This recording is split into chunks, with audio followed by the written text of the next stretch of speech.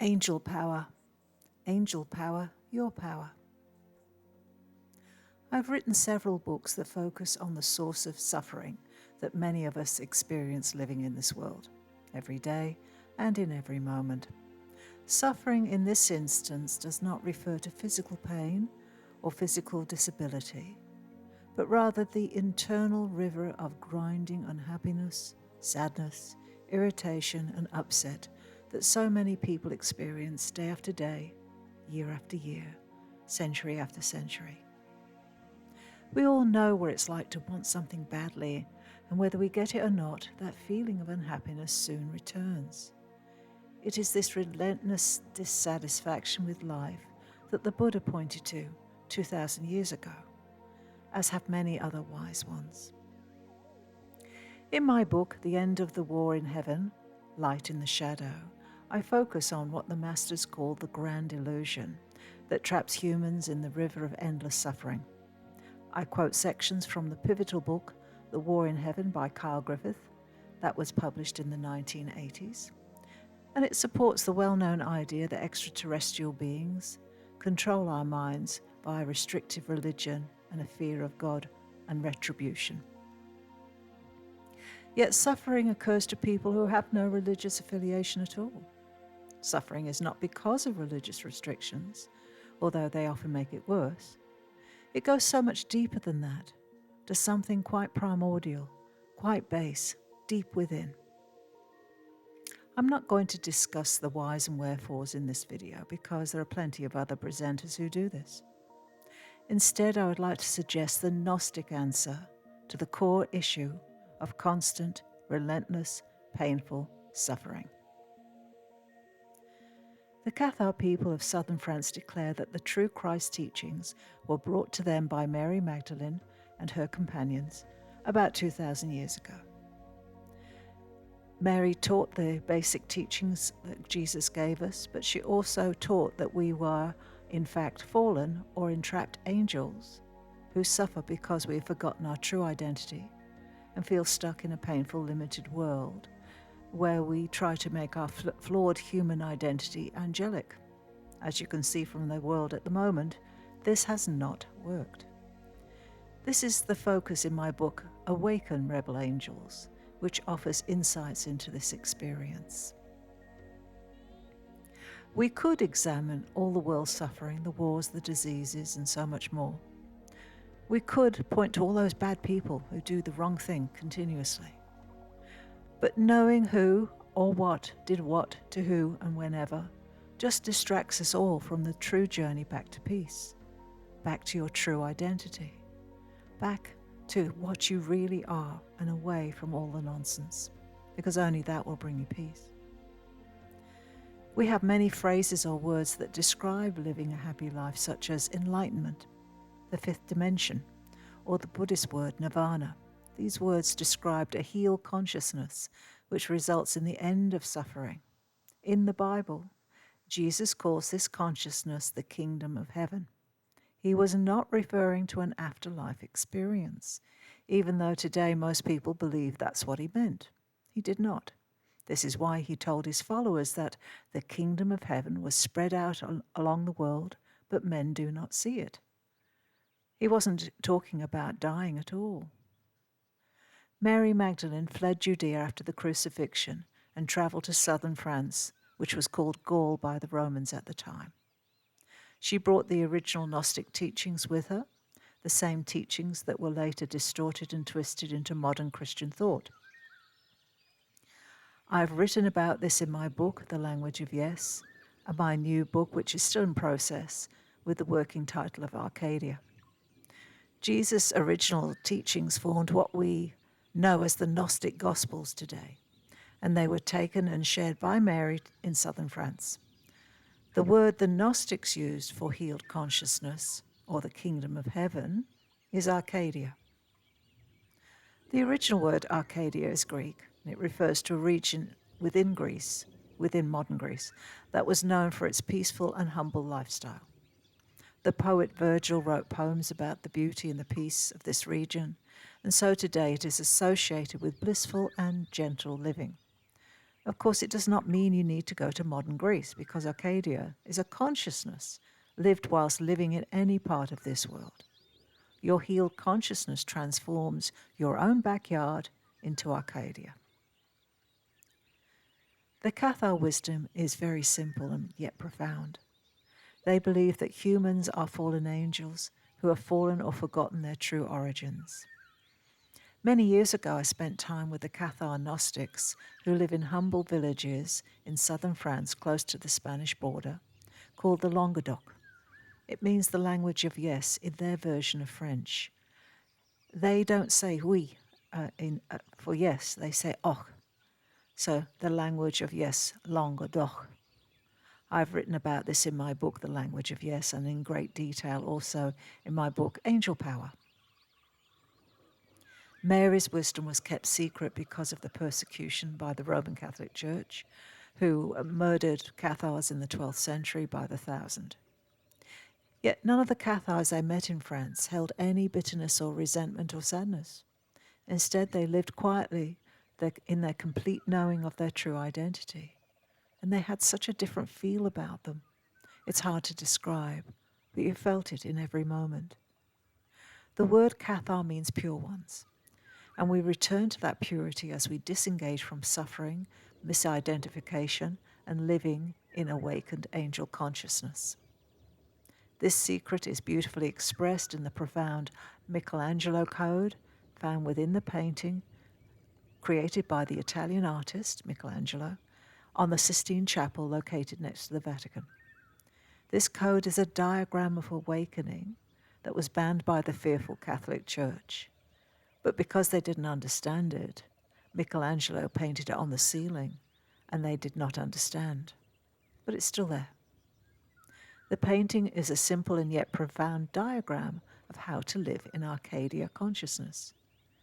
It is to allow your divine inner self, depicted in the painting as a traditional God figure, to see the world through the third eye activation and not through the limited two-eye vision of human beings. As the divine is activated within, the inner eye of wholeness also returns to full activation and releases all mental chains of imprisonment so that joy, light, upliftment dissolves the chains in your mind. Because the Michelangelo Code offers you the pathway back to full consciousness again, you step easily back to the Arcadia energy. What this means is that you can live in this world, in this body, with your current identity, which you know because it's on your driver's license. But you can live in bliss without suffering. And I know this because I met whole villages of people who live this way. Because the body is neutral. Death does not ensure your return to higher consciousness, or heaven on a cloud with granny knitting. The body is an expression of where you are right now. It's a mirror, nothing more. Change your consciousness, and the mirror changes. You know this. These are the angel powers that limited humans have forgotten, but can and are reactivated with the Michelangelo Code. This code cannot be activated via the intellect or by memorizing texts, chanting special prayers, singing special hymns, or even meditating. This may surprise you. Meditating withdraws your consciousness. Because the regime of brainwashing and conditioning of this world has built up an inner resistance within the mind. So the mind is not your helper. The Michelangelo codes are activated only by intuition, inspiration, and inner balance. And this includes the balance between the left and right hemispheres of the brain. The information in my book, Angel Power, was compiled from my personal experiences, living and listening to the wise words of the Cathars, who still reside quietly in southern France.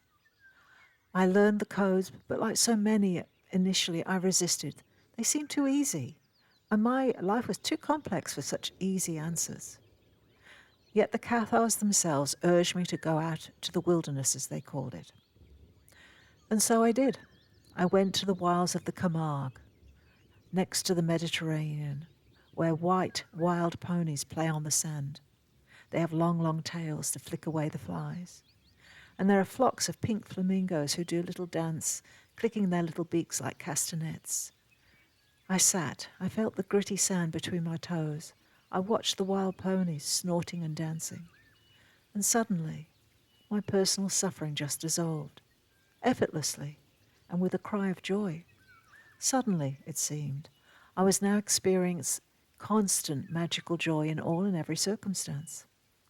I wrote about this incredible and powerful awakening in my book, The Language of Yes, because I realized that's what the longer doc meant, and that's all I needed to say inside my heart. The Cathars believe, and I know from personal experience, that we are fallen angels who have forgotten or fallen away from our true identity, which is why we're always searching. We're searching for ourselves, and of course we suffer because we all have mass amnesia. Not nice. Yet as we return to that knowing via the Michelangelo codes, we return to peace and we exit the matrix of suffering by no longer fitting in. Joy cannot fit into misery, it just won't do it. It begins with the heart. Extending love, which is a primary message of every angel, is the key.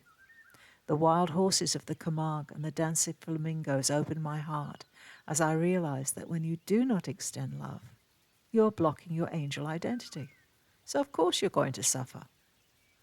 When you allow, open and share, smiling at a baby perhaps, or luxuriating in the beauty of nature, your heart expands and returns to its original creation. The first sign manifests in the aura as a brilliant diamond glistening in the heart. This expands with every message of love that you beam out to the world, often wordlessly, but just from your feeling heart. Slowly and yet speedily, the diamond expands and goes beyond the usual restrictions of the aura. The aura evolves or perhaps returns from being a jelly bean shape into a shimmering, heart-expanded diamond shape. Very soon, other energies increase in the upper chakras, and there is an expansion, which is the return of the tree of life energy.